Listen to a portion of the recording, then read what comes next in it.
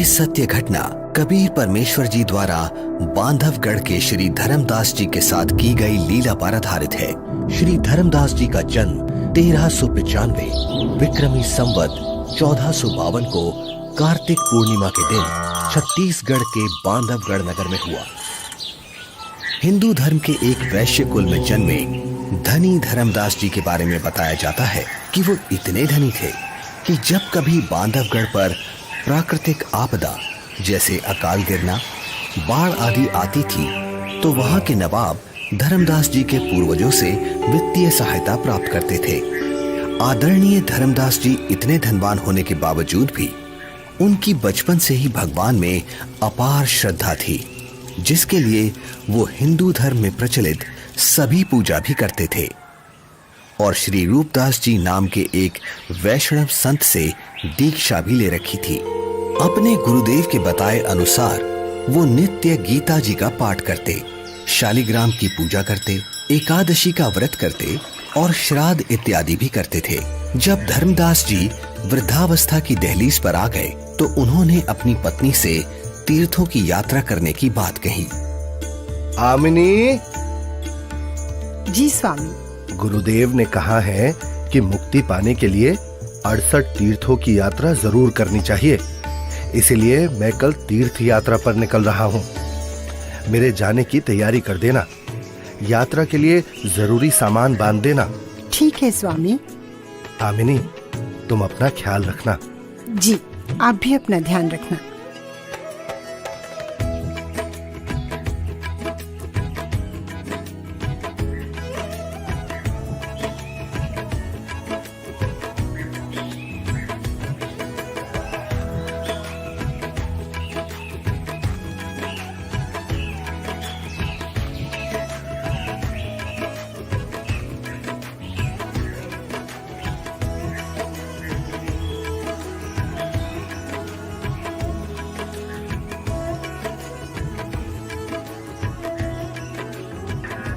मथुरा में तीर्थों की यात्रा करते हुए एक सुबह धर्मदास जी गोवर्धन पर्वत के पास स्थित एक सरोवर के किनारे पहुंचे।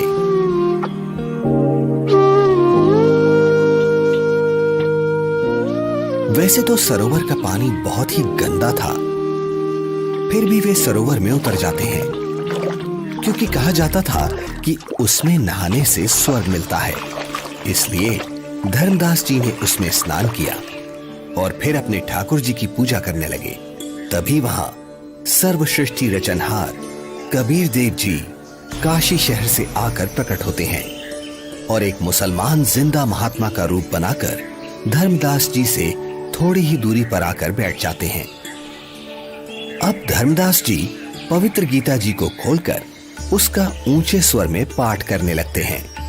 बहुनी में व्यतीतानि जन्मानि तव च अर्जुन तानि अहम वेद सर्वाणि न त्वम वेद परंतप। श्री भगवान बोले, हे परंतप अर्जुन, मेरे और तेरे बहुत से जन्म हो चुके हैं, उन सबको तू नहीं जानता, मैं जानता हूं। न तू एव अहम जातु न आसम न त्वम न इमे जनाधिपाः न च एव न भविष्यामः सर्वे वयम अतः परम। ना तो ऐसा ही है कि मैं किसी काल में नहीं था, अथवा तू नहीं था, अथवा ये राजा लोग नहीं थे, और ना ऐसा ही है कि इससे आगे हम सब नहीं रहेंगे। वैसे तो धर्मदास जी गीता जी के केवल एक अध्याय का ही नित्य पाठ किया करते थे, किंतु आज एक मुसलमान जिंदा महात्मा को हिंदू धर्म की साधना में रुचि लेता देख और अधिक पाठ करते हैं। कुछ देर बाद जब धर्मदास जी गीता जी को बंद कर माथे पर लगाकर रखने लगते हैं, तब हे महात्मा जी, आपका ज्ञान तो बहुत ही अच्छा है। आप कौन हैं? पहले तो आपको यहाँ कभी नहीं देखा। हे भक्त, मेरा नाम धर्मदास है। मैं बांधवगढ़ का रहने वाला हूँ। मेरा जन्म वैश्य कुल में हुआ है और हम इतने शुद्ध हैं कि किसी शूद्र को अपने निकट तक नहीं आने देते, कोई जीव हिंसा नहीं करते। जीव हिंसा करना पाप है, पापी पार नहीं होता। हे महात्मा जी, फिर तो मैं बहुत ही सौभाग्यशाली हूँ जो मुझे आप जैसे महापुरुष मिले। अब धर्मदास जी कबीर परमेश्वर जी को अपनी पूजा साधना से जुड़ी हुई काफी सारी बातें बताते हैं। कबीर परमेश्वर यानी जिंदा महात्मा धर्मदास जी से पूछते हैं, हे संत जी, मैं परमात्मा के लिए भटक रहा हूँ। आपका ज्ञान सुनकर मैं गदगद हो गया। मैं आपसे नाम दीक्षा लेना चाहता हूँ। ये सुनकर धर्मदास जी मन ही मन काफी प्रसन्न होते हैं और कहते हैं, मेरे गुरु श्री रूपदास जी हैं, वही तुम्हें नाम दीक्षा दे सकते हैं। हाँ, मैं तुम्हें दीक्षा तो नहीं दे सकता, लेकिन अपने गुरुदेव के उपदेश सुना जरूर सकता हूँ। आपको ये जरूर सुनने चाहिए। हाँ हाँ, क्यों नहीं, लेकिन मेरे मन में कुछ शंका भी है महात्मा जी। शंका? जी। कैसी शंका जिंदा? पूछिए पूछिए। हे महात्मा जी, मैं जानना चाहता हूँ कि मुझे कौन सी साधना करनी चाहिए जिससे मैं खुदा को पा सकूं। अगर तुम्हें वास्तव में सच्चे अजर अमर परमात्मा की प्राप्ति करनी है तो सुनो, सबसे बड़ा महापाप होता है जीव हिंसा करना। मांसाहारी और जीव हिंसा करने वाला व्यक्ति कभी भी मोक्ष प्राप्त नहीं कर सकता। ठीक है स्वामी, मैं जीव हिंसा नहीं करूंगा। मेरे गुरुदेव श्री रूपदास श्री राम जी और श्री कृष्ण जी का नाम देते हैं, इसीलिए तुम्हें भी हरे राम हरे कृष्ण का जाप करना होगा। 68 तीर्थ करने होंगे और इसके अलावा एकादशी का व्रत, शालीग्राम पूजा यानी मूर्ति पूजा, श्राद्ध करना आदि कर्मकांड करना भी अनिवार्य है। ऐसे मुक्ति मिलती है। धर्मदास जी एक ज्ञानी की तरह कबीर प्रभु को बातें बता रहे हैं और दूसरी तरफ कबीर परमात्मा एक अनभिज्ञ श्रद्धालु की तरह अपने हाथों को जोड़े हुए धर्मदास जी की सब बातें सुनते हैं और बड़े ही विनम्र भाव से बोलते हैं, हे स्वामी, मैं कुछ और शंका समाधान चाहता हूँ, अगर आपकी आज्ञा हो तो। हाँ हाँ, क्यों नहीं, अवश्य पूछिए। स्वामी जी, ये गीता जी का ज्ञान किसने लिखा है? गीता ज्ञान तो स्वयं श्री कृष्ण जी यानी श्री विष्णु भगवान जी ने बोला है। अच्छा। हाँ स्वामी, आपके कहने से मैं अवश्य रामकृष्ण का जाप करूंगा, लेकिन क्या ये जाप गीता में कहीं लिखा है? नहीं, गीता जी में तो नहीं लिखा। पितृ पूजा यानी श्राद्ध आदि कर्मकांड करने, तीर्थों पर भ्रमण करने और व्रत करने के लिए क्या गीता में कहा है? आखिर तुम कहना क्या चाहते हो? कुछ नहीं स्वामी, मैं तो बस ये समझना चाह रहा हूँ, जब गीता जी में व्रत के लिए मना किया गया है तो फिर आप एकादशी के दिन भूखे क्यों मरते हो? तुम भटक गए हो, तुम्हें इन सब साधनाओं का कोई ज्ञान नहीं है, इसलिए ऐसा बोल रहे हो। नाराज ना हो स्वामी जी, आप मेरी शंका का समाधान नहीं करेंगे तो कैसे बात बनेगी? आप ही बताएं, ये सरोवर जिसमें आपने स्नान किया है, जिसको आप मोक्ष पाने का साधन मानते हैं, लेकिन इस जल के अंदर करोड़ों जीव रहते हैं जिन्हें आपने अभी स्नान करते समय अपने हाथों पैरों से रगड़ रगड़ कर मार डाला है, और स्नान के बाद जो जल आप भगवान की मूर्ति को स्नान कराने के लिए लाए, उसमें भी मूर्ति के स्नान कराने से अनेकों जीव मर गए, और आप कहते हैं कि आप जीव हिंसा नहीं करते। एक और बात स्वामी जी, यदि इस सरोवर में नहाने से आपकी मुक्ति संभव है तो फिर इस जल में रहने वाले जीव जंतुओं को तो निश्चित ही मोक्ष प्राप्त हो जाना चाहिए। हे धर्मदास, ये साधना व्यर्थ है, क्योंकि ये गीता शास्त्र के विरुद्ध है। समझ गया, अंततः तुमने अपने धर्म का परिचय दे ही दिया। तुम एक मुसलमान हो, इसीलिए ऐसी बातें कर रहे हो, क्योंकि एक मुसलमान ही हिंदू धर्म पर सवाल उठा सकता है।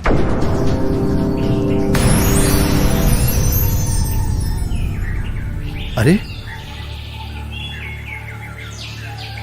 ये तो गायब हो गए। लगता है ये कोई सामान्य संत नहीं थे। मुसलमान होकर भी उनको हिंदू शास्त्रों का पूर्ण ज्ञान है। ये जरूर कोई देव पुरुष है। वे सही ही तो बता रहे थे। हे परमात्मा, एक बार फिर से वही संत मिले तो मैं अपना हठ छोड़कर नम्र भाव से संपूर्ण ज्ञान समझूंगा। हे भगवान, माफ करो मुझे।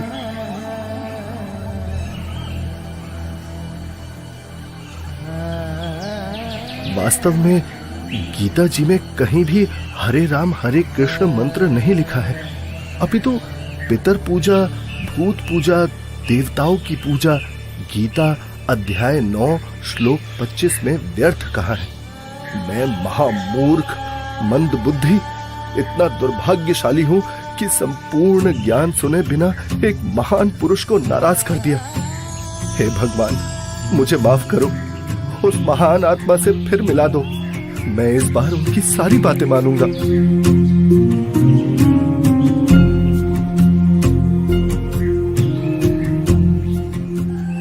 आज धर्मदास जी का मन किसी भी कर्म कांड में नहीं लग रहा था।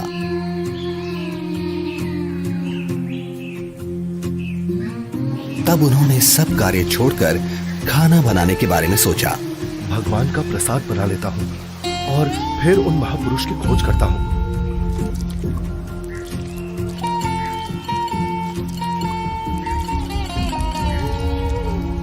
हे भगवान, ये क्या अनर्थ हो गया? इस लकड़ी में तो हजारों चींटियां अंडों सहित मर गई होंगी। हे भगवान, आज जैसा अनर्थ तो कभी नहीं हुआ। बहुत बड़ा पाप कर दिया मैंने। मैं इस पाप से बने हुए भोजन को कदापि नहीं खा सकता। एक काम करता हूँ, इस भोजन को लेकर किसी साधु संत को खिला देता हूँ और स्वयं आज निराहार रहता हूँ, जिससे मैं पाप मुक्त हो जाऊंगा।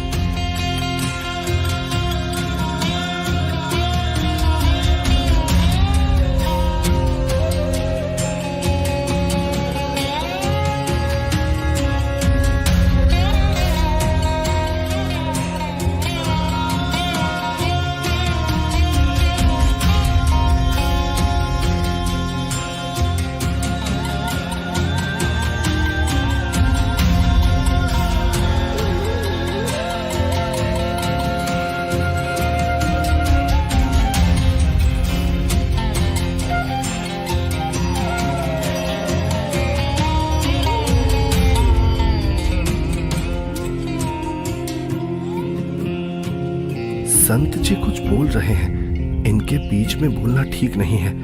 मुझे अवश्य ये सुनना चाहिए। मन तू मान सरोवर नारे, यहाँ न भटका खारे। सूरजमुखी फूल जा फूले, शंख पद्म उजियारा।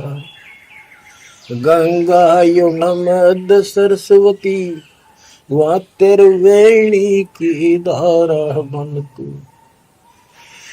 मान सरोवर नारे, यहाँ न भटका खारे। जहाँ कमोदनी चंद्रगता है, कमल कमल मद तूरा। अनहद नाद अजब धुन होई, जान सतगुरु पूरा। मन तू मान सरोवर नारे, यहाँ न भटका खारे। ओ गट घाट विषम है दरिया, नहावे संत सुजाना। ओ गट घाट विषम है दरिया, नहावे संत सुजाना। मोक्ष मुक्ति के पर भी ले रे, साक्षी है ससीवाना। मन तू मान सरोवर नारे, यहाँ न भटका खारे। जावा हंस कोलाहल करते हैं, मोती मुक्ता खाऊं। ऐसा देश हमेश हमोरे, अमृत भोजन पाही मन तू मान सरोवर नारे, यहाँ न भटका खारे। शंखों लहरे मेहर की उपजे, कर नहीं जा कोई। शंखों लहरे वहाँ मेहर की उपजे, कर नहीं जा कोई। दास गरीब अचल अविनाशी, सुख का सागर सोई मन तो मान सरोवर नारे, यहाँ न भटका खारे मन तो मान सरोवर नारे, यहाँ न भटका खारे। जो पहले मिला वो जिंदा महात्मा तो मुसलमान था, और ये लाल वस्त्र पहने हुए संत जी तो अपने हिंदू धर्म के जान पड़ते हैं, और बातें भी बिल्कुल जिंदा महात्मा वाली ही बता रहे हैं। इनका शिष्य बनने में शर्म भी नहीं आएगी। उस जिंदा से उपदेश लूंगा तो लोग निंदा करेंगे कि मुसलमान का शिष्य बन गया। इनसे ज्ञान प्राप्त करना उचित रहेगा। कहते मन मान सरोवर नाण रे, जल के जंतु रे जल माही। आठों बखत बिहान रे, आठों बखत बिहान रे। मन मान सरोवर नाण रे, जल के जंतु रे जल माही।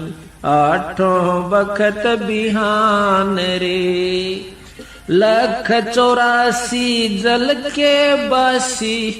ये भुगते चारों खान रे, चेतन वो कजड़ को पूजय गांठ बांध पाषाण रे। भाई मरकट कहाँ चंदन के लेपे, क्या गंग नवाय सवान रे। अर सुधी हो न पूछतास की, वो छोड़ को न बाण रे। 12 कोट जहां जम किंकर, बड़े बड़े दैत हवान रे। धर्म राय की दरगाह माही, ओरई खेचा ताण रे। फिर ओरी खेचा ताण रे। मैं जो साधना कर रहा हूँ उससे यमदूतों द्वारा दिए जाने वाले कष्ट नहीं टलते। इसका मतलब ये सब साधना तो व्यर्थ है। हे महात्मा जी, कृपया भोजन ग्रहण करें। रख दे धर्मदास, बहुत भूख लगी है। इन्हें कैसे मालूम कि मेरा नाम धर्मदास है? मैं भंडारा करता रहता हूँ, शायद इसीलिए ये मुझे जानते हैं।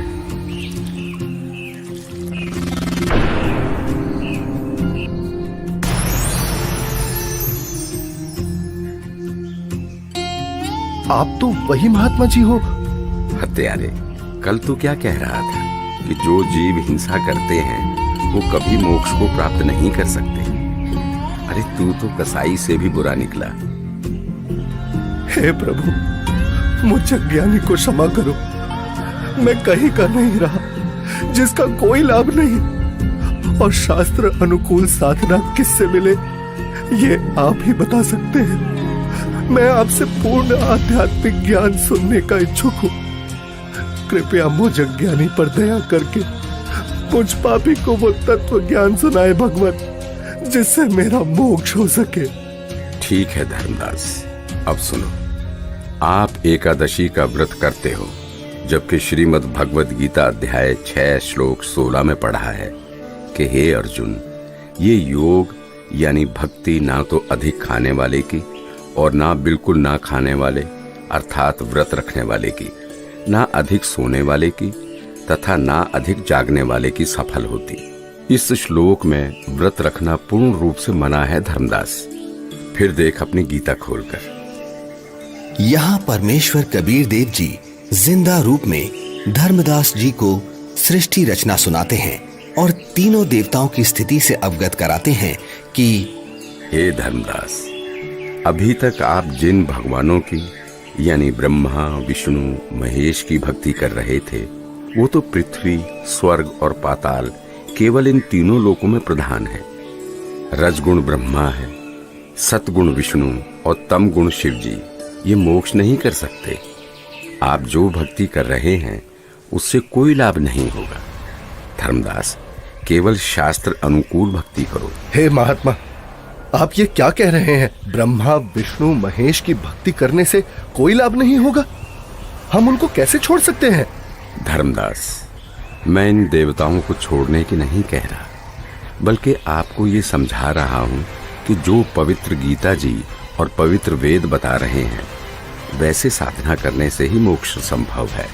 हे जिंदा, भगवान विष्णु अखिल ब्रह्मांड के स्वामी हैं और आप उनको केवल 3 लोक के स्वामी बता रहे हैं।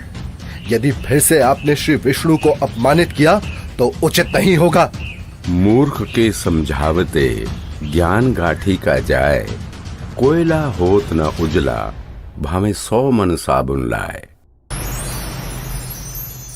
ये मैंने क्या कर दिया? मैंने उन महात्मा को फिर से नाराज कर दिया। मेरी बुद्धि भ्रष्ट हो गई है।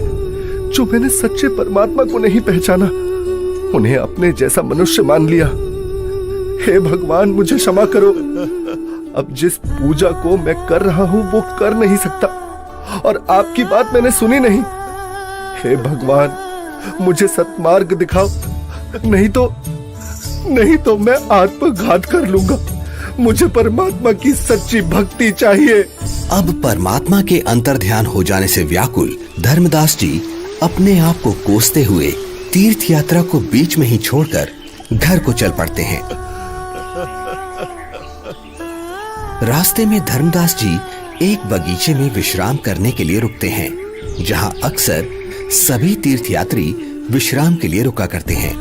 जहां धर्मदास जी चिंतन करते हैं कि पूर्ण परमात्मा की साधना तो मेरे को मिली नहीं और पहले वाली साधना मैं नहीं करूं तो कहीं मैं पाप का भागी ना बन जाऊं। इसलिए धर्मदास जी मूर्ति निकालकर वापस उन्हीं की पूजा करने लगते हैं।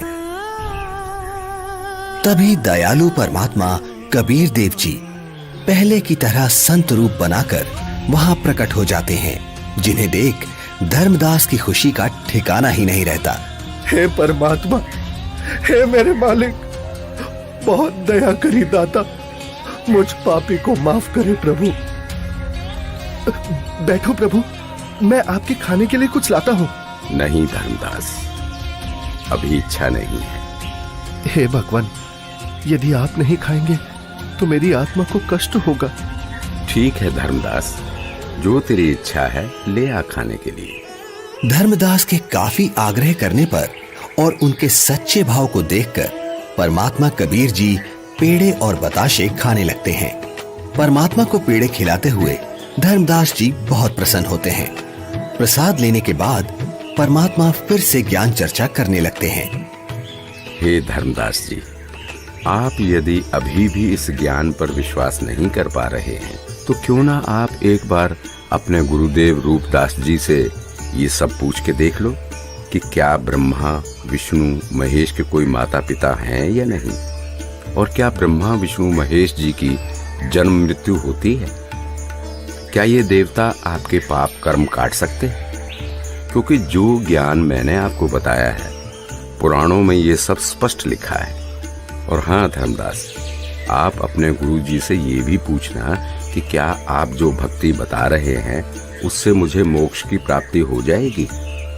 हाँ प्रभु, मैं निश्चित ही गुरुदेव से इन शंकाओं का समाधान अवश्य करवाऊंगा। इसके बाद कबीर प्रभु वहां से चल पड़ते हैं। धर्मदास जी कबीर परमात्मा जी को बेहद व्याकुलता में एकटक देखते जा रहे हैं। प्रभु, प्रभु! लेकिन धर्मदास जी के लिए ये परिस्थिति बहुत असामान्य हो जाती है। धर्मदास जी इतना व्याकुल हो जाते हैं कि वो परमेश्वर कबीर साहिब जी को छोड़ना नहीं चाह रहे थे और पहले वाली साधना भी छोड़ना धर्मदास जी के लिए बहुत मुश्किल हो रहा था। कबीर प्रभु के जाने के बाद धर्मदास अपनी शंकाओं के समाधान के लिए अपने गुरु रूपदास जी के आश्रम की तरफ निकल पड़ते हैं।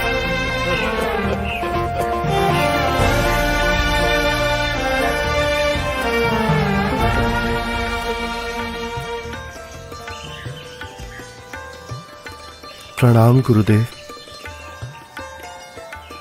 आशीर्वाद है भक्त। आओ बैठो। क्या बात है धर्मदास, बहुत व्याकुल दिख रहे हो। और आप तो तीर्थ यात्रा पर गए थे ना? गुरुदेव, मेरे मन में कुछ शंका है, कृपया उनका समाधान कीजिए। कहो धर्मदास, क्या शंका है आपकी? हे गुरुदेव, सृष्टि का रचयिता कौन है?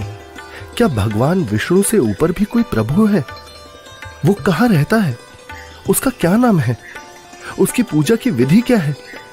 और गुरुदेव, क्या आपने जो भक्ति साधना मुझे बताई है, क्या उससे मेरा मोक्ष हो जाएगा?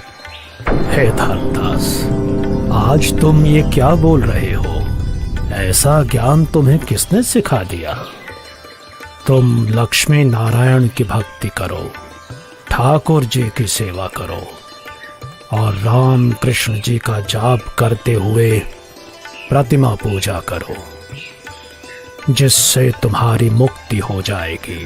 तुम यात्रा पर जाओ, जगन्नाथ के दर्शन करो, गोमती, गोदावरी इन नदियों में स्नान करो, काशी जाओ, तीर्थ नहाओ, उससे ज्यादा पुण्य होता है और स्वर्ग की प्राप्ति होती है बच्चा।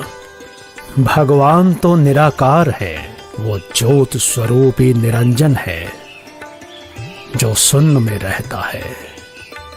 हे गुरुदेव, यहां मैं एक बात पूछना चाहूंगा, आप क्रोधित ना होना गुरुवर। हे गुरुदेव, जो ज्योत निरंजन आप बता रहे हैं, वो तो प्रतिदिन 1 लाख मानव खाता है और 1.25 लाख उत्पन्न करता है।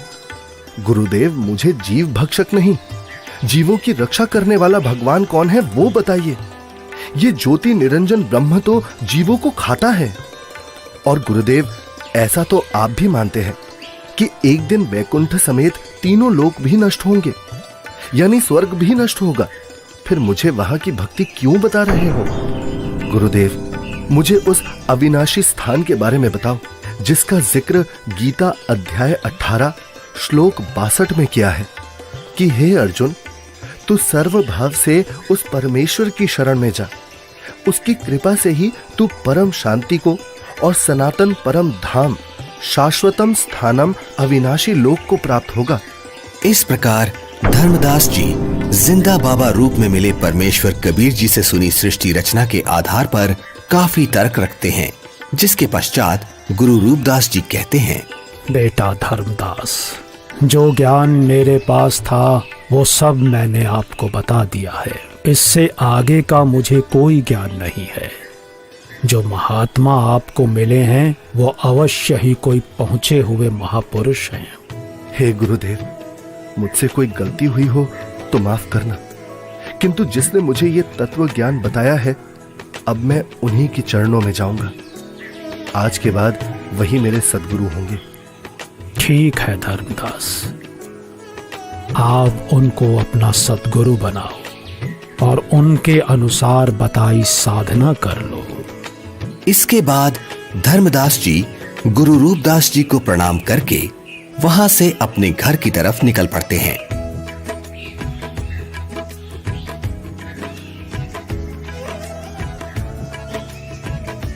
रास्ते में जाते जाते अब धर्मदास के मन में एक शंका ये भी उत्पन्न हुई कि हिंदू धर्म इतना बड़ा है, क्या किसी को गीता का यथार्थ ज्ञान नहीं होगा?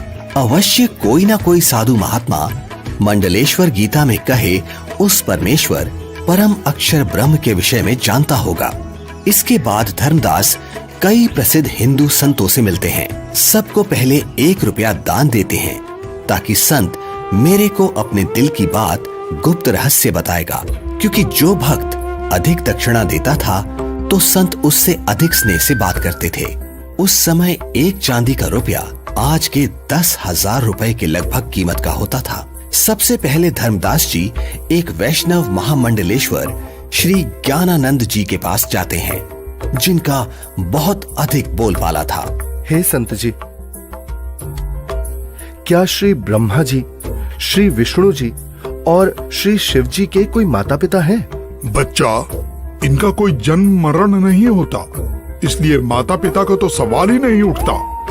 इतना सुनकर धर्मदास जी वहां से चल पड़ते हैं।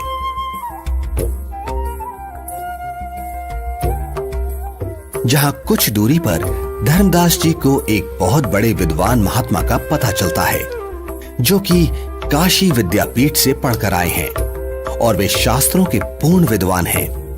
धर्मदास जी महात्मा के पास जाते हैं और दक्षिणा देकर पूछते हैं, महात्मा जी, गीता जी के अध्याय 18 श्लोक 62 में भगवान श्री कृष्ण ने अपने से अन्य किस परमेश्वर की शरण में जाने को कहा है? भगवान श्री कृष्ण अर्जुन को अपनी ही शरण में जाने को कहते हैं भक्त। श्री कृष्ण जी से ऊपर कोई भगवान नहीं है। इस प्रकार धर्मदास जी बहुत से संत महंत मंडलेश्वरों के पास जाते हैं और सभी से एक जैसे ही प्रश्न करते हैं, किंतु उत्तर किसी का संतोषजनक नहीं मिलता। कोई विष्णु जी को सर्वे सर्वा बताता है तो कोई शिव जी को करता धरता और कुछ तो परमात्मा को निराकार ही बताने वाले मिल जाते हैं। हे भगवान, जीवन नष्ट हो जाता यदि मैं इन संतों से इनके ज्ञान की परीक्षा ना लेता और ये परम संत ना मिलता। यह सोच धर्मदास जी जिंदा महात्मा रूप परमेश्वर को याद करते हुए घर की ओर चल पड़ते हैं।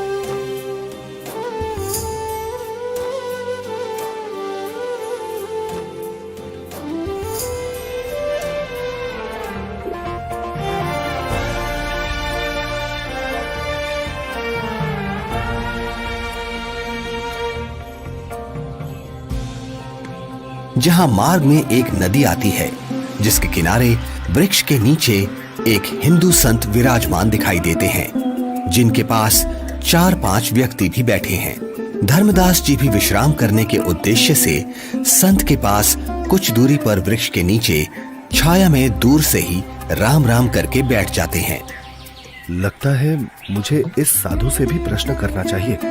अरे नहीं नहीं, जब बड़े बड़े मंडलेश्वरों को ज्ञान नहीं, जिनके पास हजारों शिष्य हैं, तो फिर इसके पास तो क्या ही होगा। यहाँ तो बस 4-5 वृद्ध ही तो बैठे हैं। आदेश महाराज, आदेश। हे धर्मदास, हिंदू मंडलेश्वरों ने बता दिया वो परमेश्वर कौन है। मुझ पापी अवगुण हारे को क्षमा करो महाराज, मैंने बड़ी भारी भूल की है।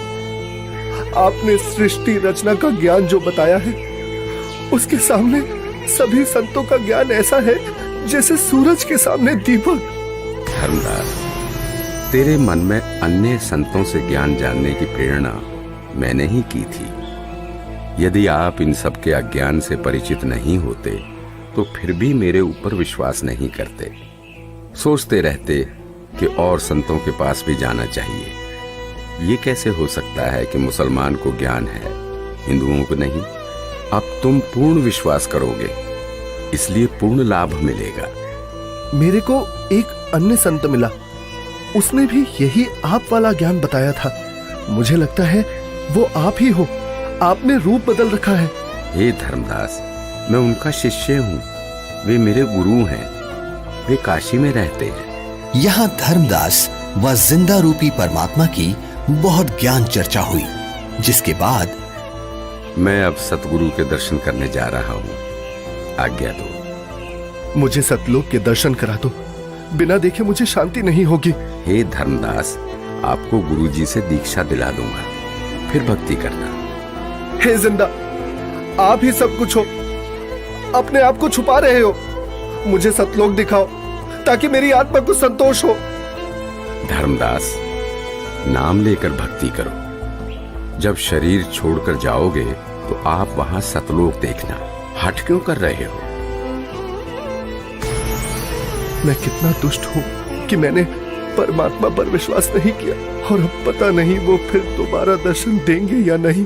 रोते रोते धर्मदास जी अपने घर पहुंच जाते हैं।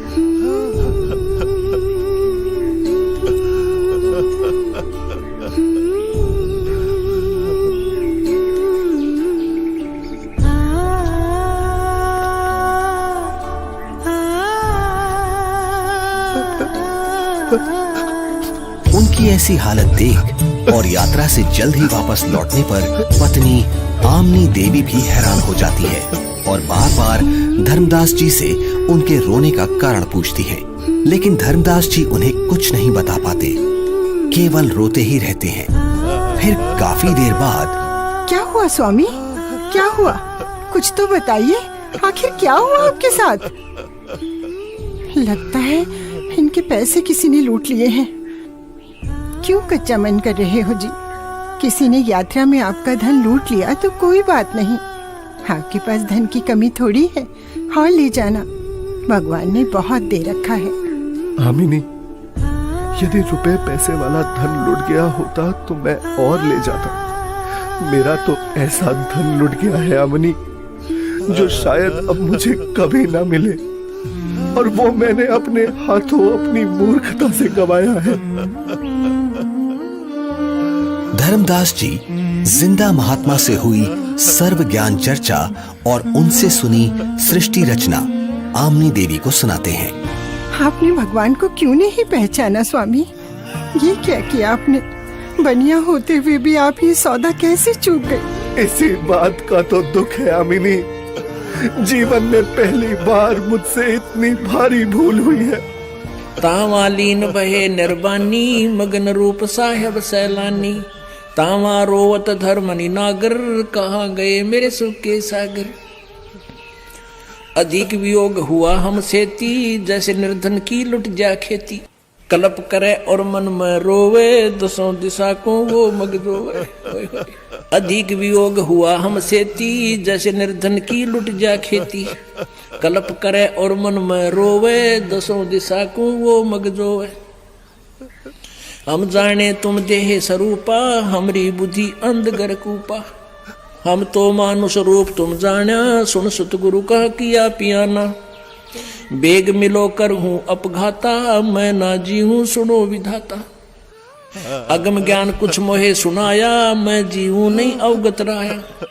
बेग मिलो कर हूँ अपघाता, मैं ना जी हूँ सुनो विधाता। अगम ज्ञान कुछ मोहे सुनाया, मैं जी हूँ नहीं अवगत राया। तुम सतगुर अवगत अधिकारी, मैं नहीं जानी लीला थारी। तुम अवगत अविनाशी साईं, फिर मोको कब मिलो गोसाई। कमर कसी धर्मदास को पूरब पंथ पयाने, गरीबदास रोवत चले वो बांधो गुड़ अस्थाने। अब धर्मदास रोजाना अपने घर के आसपास, जंगलों में, नदियों के पास, नगरों में और दूसरी अलग अलग जगह पर काफी सारे धर्मगुरु, संत, महंत, मंडलेश्वर, आचार्य, शंकराचार्य के पास जा जाकर परमात्मा को ढूंढने लगे। कहीं वेश बदल कर बैठे हों, इसलिए प्रश्न भी करते कि श्री ब्रह्मा जी, श्री विष्णु जी, श्री शिव जी के माता पिता कौन है, वो परमात्मा कौन है। परंतु उत्तर ठीक नहीं होता था। तो स्पष्ट था ये साधु संत परमात्मा जिंदा नहीं है। 6 महीने तक जिंदा बाबा नहीं मिले। तब एक दिन, हे स्वामी, आप ऐसे मत रोइए, भला रोने से कोई समाधान थोड़ी ना होगा। कुछ याद कीजिए स्वामी, उन्होंने कुछ तो बताया होगा कि वो किस प्रकार मिलते हैं, कहाँ मिलते हैं। हाँ, याद आया आमिनी, उन्होंने ज्ञान चर्चा करते समय बताया था। जहाँ कहीं भी धर्म भंडारे चल रहे होते हैं, मैं वहाँ जरूर उपस्थित होता हूँ और अपनी प्यारी आत्माओं को ज्ञान समझाता हूँ। धर्मदास, क्या धर्म भंडारा? फिर तो स्वामी क्यों ना हम धर्म भंडारा ही करवा दें। हाँ, यही सही है। 3 दिन का धर्म भंडारा करते हैं।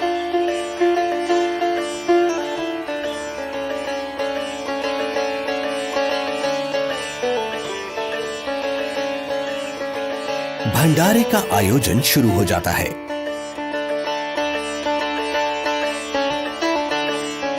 दूर दूर से साधु महात्मा भंडारे में आने लगते हैं।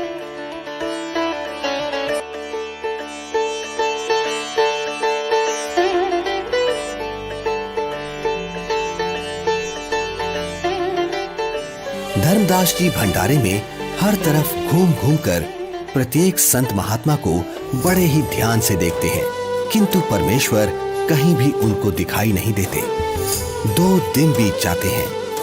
धर्मदास जी बहुत मायूस हो जाते हैं और एकटक रास्ते को ही निहार रहे हैं। आज वो मन ही मन संकल्प कर लेते हैं कि प्रभु, आप मुझ अपराधी को दर्शन नहीं दे रहे। हे परमात्मा, आज अगर आप नहीं मिले तो मैं आत्मघात कर लूंगा। तभी अचानक धर्मदास जी की नजर कुछ ही दूरी पर एक कदम के वृक्ष के नीचे जाती है, जहां वही पूर्ण परमात्मा कबीर परमेश्वर जी उसी जिंदा महात्मा के रूप में विराजमान होते हैं, जिन्हें देखकर तो धर्मदास जी की खुशी का ठिकाना ही नहीं है। धर्मदास परमात्मा की तरफ इस प्रकार दौड़ते हैं जैसे भूखे को भोजन और प्यासे को पानी मिल जाता है। हे परमात्मा, हे भगवान, अब मैं आपको कहीं जाने नहीं दूंगा। मेरी भूल क्षमा करो प्रभु। मैं बस आपकी ही भक्ति करना चाहता हूँ। मैं भविष्य में कोई गलती नहीं करूंगा। हे दीन दयाल, मुझ अज्ञानी को माफ कर दो। मैंने अज्ञानतावश आपको बहुत कटु वचन बोले। मुझे माफ करो परवरदिगार, मुझे माफ करो। जब धर्मदास जी ने अपनी गलती की क्षमा मांगी और कभी ऐसी गलती ना करने का बार बार वचन दिया, तब परमात्मा धर्मदास जी के घर गए।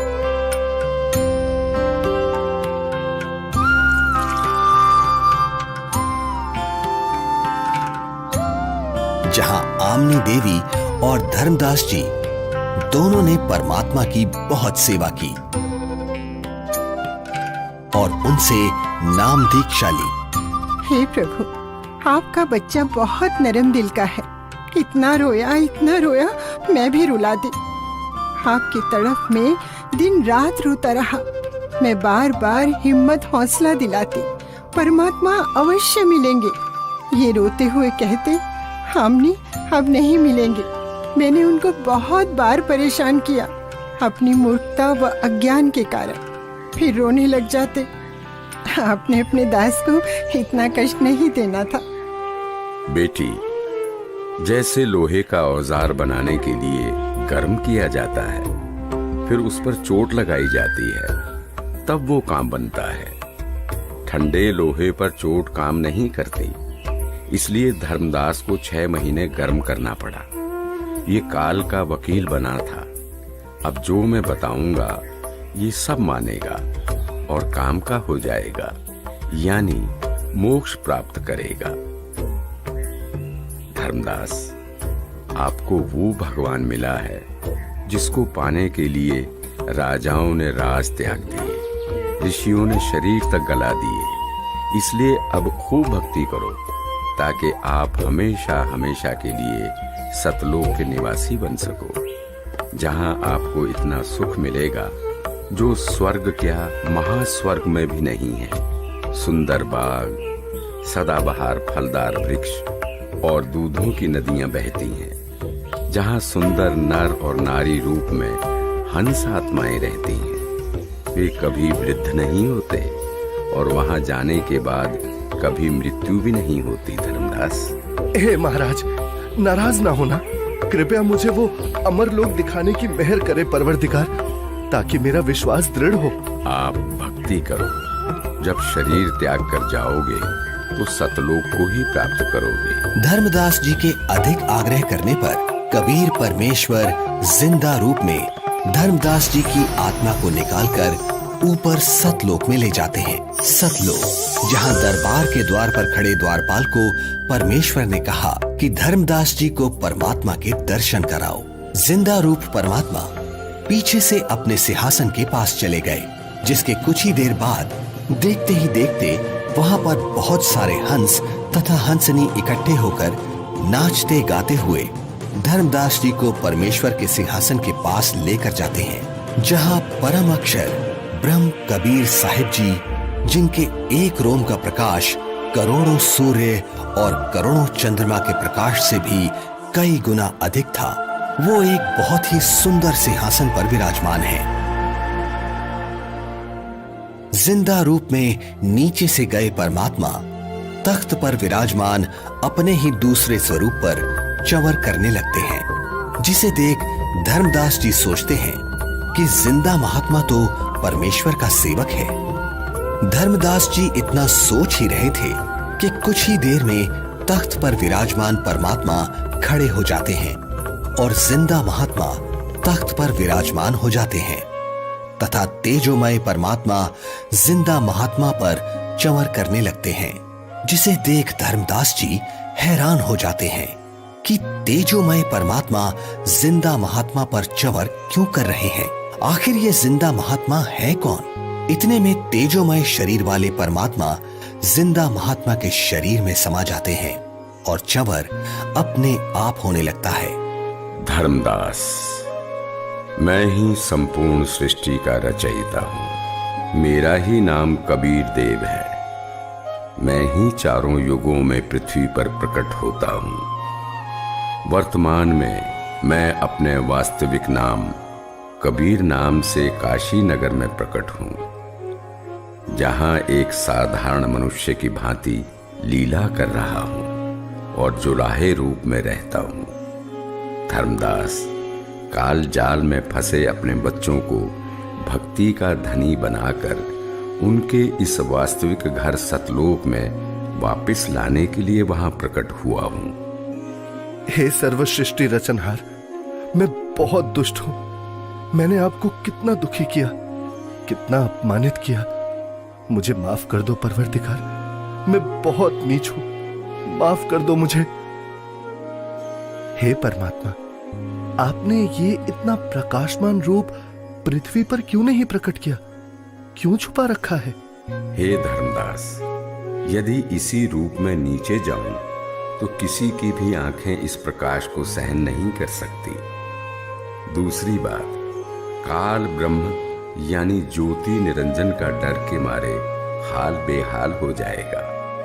इसलिए काल के लोक में गुप्त रहकर जीवों को ज्ञान सुनाता हूं, उनका कल्याण करता हूं। धर्मदास, अब आप नीचे जाकर खूब भक्ति करो और वहां काल जाल में फंसे अपने सभी भाई बहनों को भी समझाओ। सत्य का गवाह बनो कि ये काशीवासी जुलाहा सर्व सृष्टि रचनहार है, सबका धारण पोषण करने वाला है। परम अक्षर ब्रह्म यानी सत्य पुरुष अविनाशी परमेश्वर है। यही वास्तव में परमात्मा है। जैसा गीता अध्याय 15 श्लोक 17 में तथा अध्याय 2 श्लोक 17 में लिखा बताया है, वह यही है। नहीं नहीं महाराज, मुझे यही रख लो, यही रख लो महाराज, मुझे यही रख लो। हमने बहुत भारी गलती की है। काल के साथ उस मृत लोक में जाकर ऐसे सुख सागर को छोड़कर अब उस नरक में मुझे नहीं जाना प्रभु, हमें यही रख लो महाराज। धर्मदास जी को रोता देख परमात्मा उनको समझाते हैं और वहीं दूसरी तरफ पृथ्वी पर धर्मदास जी को 3 दिन से अचेत देखकर घर परिवार, गांव, रिश्तेदार, मित्र प्यारे सभी इकट्ठा हो जाते हैं। कोई झाड़ फूंक करा रहा था तो कोई वैद्य से उपचार करा रहा था, किंतु किसी को आशा नहीं रही थी कि धर्मदास जी जिंदा हो जाएंगे। आमिनी देवी का भी रो रो कर बुरा हाल हो जाता है। तब तीसरे दिन परमात्मा ने धर्मदास जी की आत्मा को शरीर में प्रवेश करा दिया। धर्मदास जी अपने चारों ओर खड़े रिश्तेदारों को और पत्नी आमनी देवी को रोता देख आश्चर्यचकित हो जाते हैं। क्या हुआ आप सभी को? आप ऐसे रो क्यों रहे हैं? हे भगवान, तेरा लाख लाख शुक्र है। क्या हुआ है आमिनी, कुछ तो बताओ। स्वामी, आप 3 दिन से अचेत थे। हम सभी को तो लग रहा था आप नहीं बचेंगे। आमिनी, वो जिंदा महात्मा ही सर्व सृष्टि के रचनहार हैं। उनके सामने ब्रह्मा, विष्णु, महेश, दुर्गा, गणेश, क्षर पुरुष, अक्षर पुरुष कुछ भी नहीं है। वही मुझे अपने सतलोक लेकर गए थे। वहां हम सभी के बड़े बड़े महल हैं, दूधों की नदियां, सदाबहार फलदार वृक्ष हैं। वहीं एक बहुत ही विशाल और भव्य सिंहासन पर पूर्ण ब्रह्म कबीर साहिब जी विराजमान हैं, जिनके एक रोमकूप के सामने करोड़ों सूर्य और चंद्रमा भी फीके हैं। सतलोक का वर्णन करते हुए अचानक धर्मदास जी को परमात्मा के काशी में प्रकट होने वाली बात याद आती है, जिसके बाद धर्मदास जी काशी नगर में जाकर कबीर जुलाहे रूप में आए परमात्मा की झोपड़ी का पता करते हैं। जहां असंख्य ब्रह्मांडों के स्वामी कबीर परमेश्वर जी को कपड़ा बुनने का कार्य करते देख धर्मदास जी को बड़ा ही आश्चर्य होता है। हे प्रभु, मुझ अज्ञानी को क्षमा करो प्रभु। मुझे विश्वास नहीं हो रहा था कि आप ही परमात्मा हैं, आप ही परम अक्षर ब्रह्म हैं। इस वेशभूषा में तो आपको कोई भी नहीं पहचान सकता। इसके बाद परमेश्वर कबीर जी ने धर्मदास जी को सतनाम दिया, जिसे पाकर धनी धर्मदास जी बहुत खुश होते हैं। हे प्रभु, बड़ी दया करी आपने, मेरा तो जीवन सफल हो गया। बेटा धर्मदास, अब आप अपने घर जाओ और भक्ति करो, मैं वहीं आऊंगा। जी जरूर आना परमात्मा, वहां मेरे बेटे को भी समझाना और आमिनी को भी सतनाम देना। ठीक है बच्चा, मैं जरूर आऊंगा। हे परमात्मा, आप बहुत दयालु हो जो आपने हमें शरण में ले लिया। हे प्रभु, आपने हम दोनों को तो शरण में ले लिया, किंतु मेरा एक लौता पुत्र नारायण दास, वो काफी समझाने के बावजूद भी आपके इस सत्य ज्ञान को स्वीकार नहीं कर रहा। बेटा धर्मदास, तेरे बेटे नारायण दास के रूप में काल ने तुम्हारे घर पर अपना दूत भेज रखा है। वो नहीं मानेगा, आप इसको मत देखो, अपनी भक्ति पर ध्यान दो। यह बात सुनकर धर्मदास को बहुत दुख हुआ और विश्वास नहीं हुआ कि मेरा बेटा नारायण दास काल का दूत है। परमात्मा समझ गए कि धर्मदास पुत्र मोह में अपना जीवन नष्ट करेगा। धर्मदास, आप पुत्र को बुलाओ, मैं भी समझाता हूँ। बच्चा है, मान जाए तो। बेटा नारायण दास, आज गुरुजी आए हैं, उनके चरण स्पर्श कर आशीर्वाद ले ले, तेरा भी कल्याण हो जाएगा बेटा। पिताजी, आपके ऊपर इस जुलाहे ने जादू कर दिया है, आपका दिमाग खराब कर दिया है। आपने देवी देवताओं में पितर पूजा छोड़ दी है। मैं उसकी शक्ल भी नहीं देखना चाहता। बेटा, एक बार चल, फिर ना जाना। धर्मदास जी के अधिक आग्रह करने पर नाराज अवस्था में नारायण दास चल पड़ता है। जाकर थोड़ी दूरी पर कमरे में सतगुरु के सामने बैठ जाता है। परमात्मा समझाने लगते हैं, किंतु नारायण दास कुछ भी समझने को तैयार नहीं होता। बेटा, पूर्ण परमात्मा की भक्ति करो, आपका भी मोक्ष हो जाएगा। मैंने नहीं सुननी आपकी झूठी कहानी। धर्मदास, देख, बेटा नारायण दास कितना सुंदर है, बड़ा भाला है।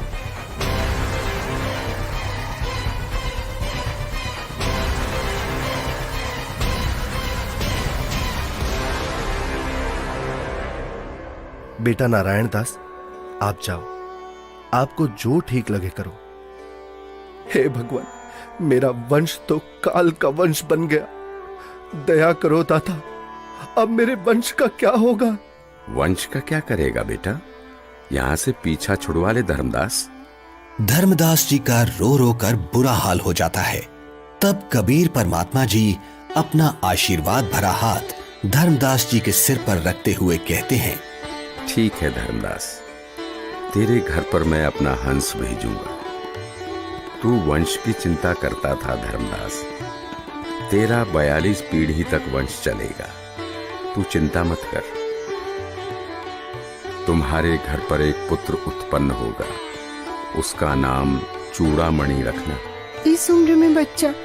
हे भगवान, ये कैसे संभव है? उधर देखो बेटा, 10वें महीने आमनी के गर्भ से तुम्हारे घर ये बेटा जन्म लेगा। धर्मदास जी को कुछ विश्वास और कुछ अविश्वास होता है, किंतु परमेश्वर की दया से आमनी देवी के गर्भ से 10वें महीने एक बच्चा पैदा होता है, जिसका नाम चूड़ामणि रखा जाता है। बड़ी दया करी दाता, जो आपकी हंस आत्मा हमारे घर आई। हे भगवान, दया करना कि मेरे वंशज आपकी भक्ति में ही लगे रहे। धर्मदास, ज्योति निरंजन अर्थात काल मेरे नाम से 12 पंथ चलाएगा और तेरे वंश वाले 6ठी पीढ़ी में जाकर मेरी बताई सत्य भक्ति को करना छोड़ देंगे। वो उन काल के चलाए नकली 12 पंथों में से जो 6ठा टकसारी पंथ होगा, उसकी साधना करना शुरू कर देंगे, जो काल में डुबोने वाली ही होगी। हे परमात्मा, दया करो अंतर्यामी, उनका उद्धार कैसे होगा? दया करो। हे धर्मदास, काल द्वारा चलाए जाने वाले 12 पंथों में 12वां पंथ का प्रवर्तक संवत 1774 में जन्म लेगा। उस पंथ समेत सब 12 पंथों के पंथी मेरी वाणी का गलत अर्थ लगाकर गलत साधना करेंगे। असंख्य जन्म तक सतलोक नहीं जा सकेंगे। उसी 12वें पंथ में हम ही प्रकट होंगे। हम गुप्त रूप से लीला करेंगे। धर्मदास, मैंने तेरे को 42 पीढ़ी तक तुम्हारा वंश कलयुग में चलने का आशीर्वाद दिया।